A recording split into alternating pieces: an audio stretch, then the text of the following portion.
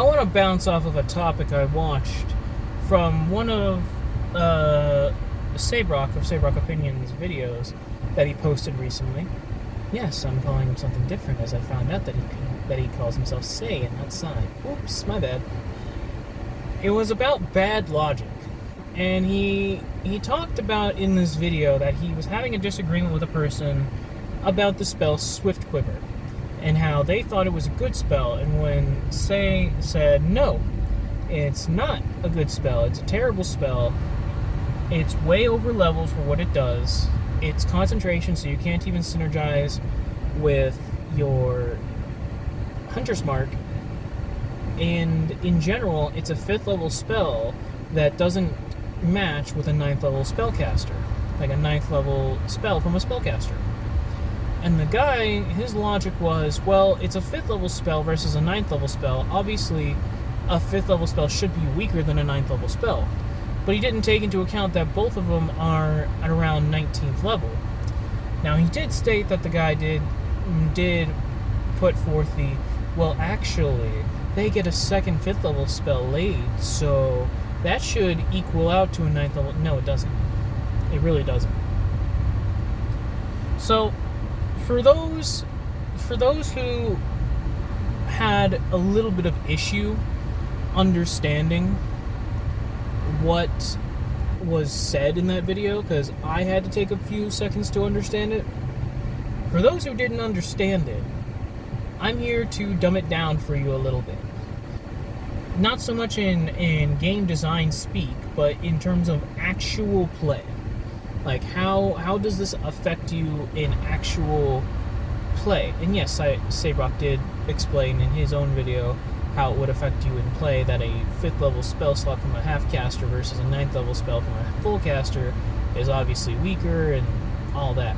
But I'm going to put it into different perspectives, because a lot of people don't seem to understand how the design aspect of 5th edition that us optimizers are going for makes sense when it makes so much more sense in other games. So, I'll put it to you this way. I'll use 2 examples, both of which are games I'm very familiar with, as I've played them for almost 15 years. Well, one of them I played for almost 15 years, and the other one I've played for about since it came out, now that I think about it. About since when it came out.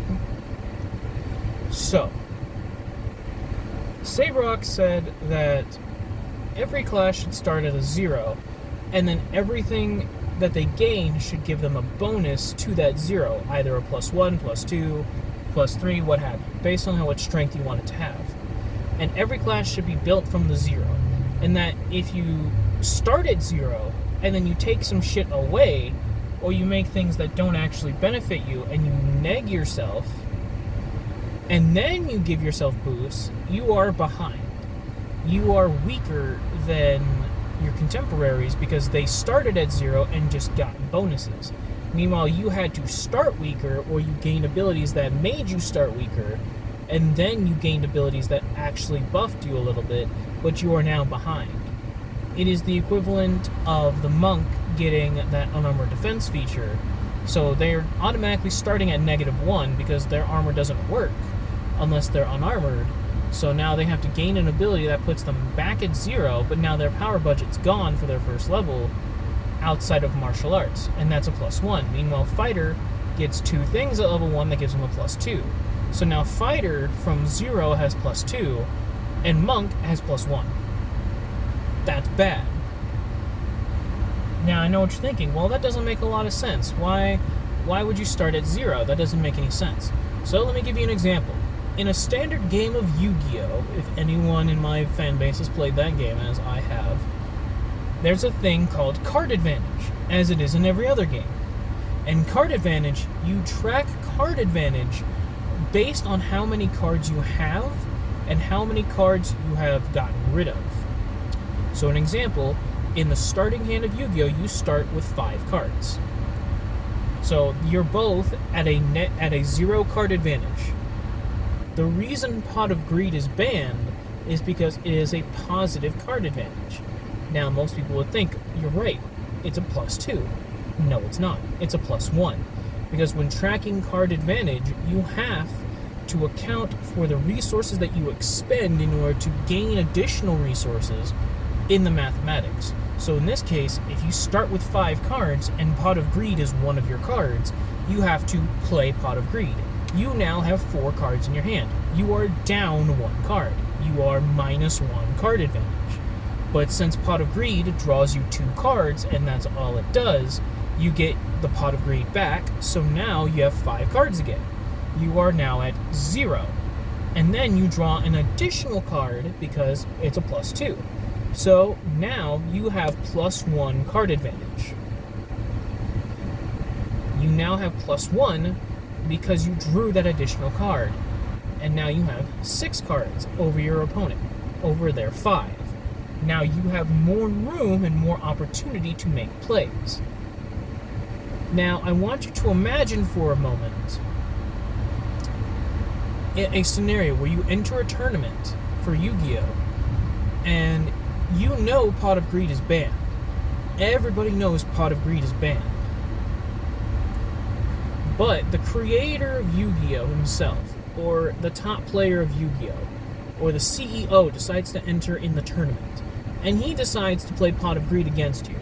And you call a judge, and the judge says, well, he's kind of the CEO of Konami, so, can't do much about it.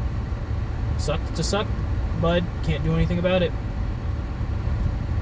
You would be pretty pissed off, because he was given a very clear advantage that nobody else had.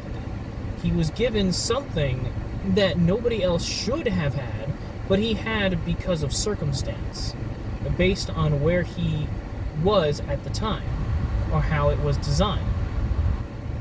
That is the same logic. Wizards are only strong, and half-casters are only strong, wizards and full-casters specifically are only strong because of the number of options and the fact that their spells are tied to their numerical value. Each spell has to have a tier, and each tier is based on a number. And Wizards of the Coast like to balance them around the number that they are at rather than the level of the character that you are playing.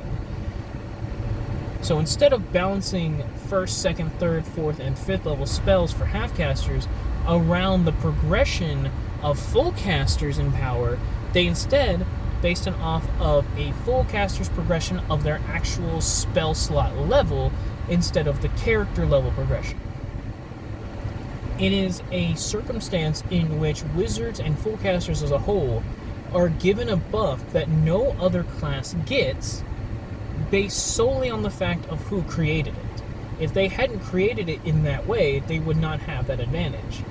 And you may call it unfair, but it's Wizards of the Coast. They are, even if they don't like to be, they are very clearly biased towards spellcasters. They don't like to give marshals powerful things. They don't like giving marshals good abilities because, for the sake of, well, wizards are magic and magic should be all-powerful. Therefore, if a guy wielding an axe can cut down an all-powerful archmage of the 9 hells, then that's not fair because, wizards did all this and all they had to do was pick up a stick with a stone attached to it. But that's flawed logic when they're all supposed to be heroes. Another example that I could give you is Destiny 2. Every person starts with as a normal person with a ghost, 2 guns, and grenades. That's all you get. And then whenever you get to later levels, you get the ability to choose your source. Now imagine for a second that everybody's source is the same, which they are. You get your movement skill, you get your grenade skill, and you get your ultimate skill. Now imagine they just took away 2 of those and they just gave you your ultimate skill. Imagine you had the basic bland grenade and the basic movement skills. That's all you got. You only got your ultimate, you didn't get anything else, that's all you get for choosing this source. Well, now you have essentially gotten -2 for a +1, so you're now -1 compared to every other source where they just get +3. Because their grenade, their movement, and their ultimate get a buff. That's it.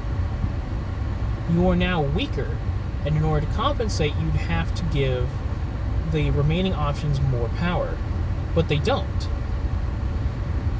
That's what Wizards of the Coast does. They leave it purposefully in a weak state for no reason other than the fact that they are designing it in such a way that purposefully nerfs half-casters and martial characters for the sake of magic. Magic should not be the end-all be-all solution that WotC thinks it should be. Just because they're called Wizards of the Coast does not mean they should make wizards the most powerful class in the game.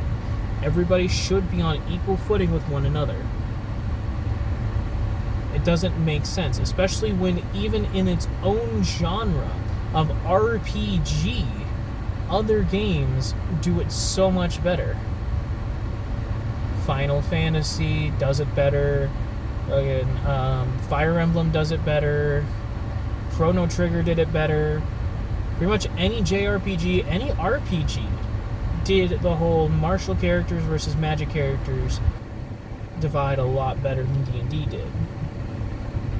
But of course you got all these bootlickers who think that WotC can do no wrong, and that even if they do wrong, even if they do wrong, it doesn't matter because they're stupid enough to buy the books anyway, and that they're stupid enough to believe that Wizards of the Coast will just be better in the future. We all know it won't happen.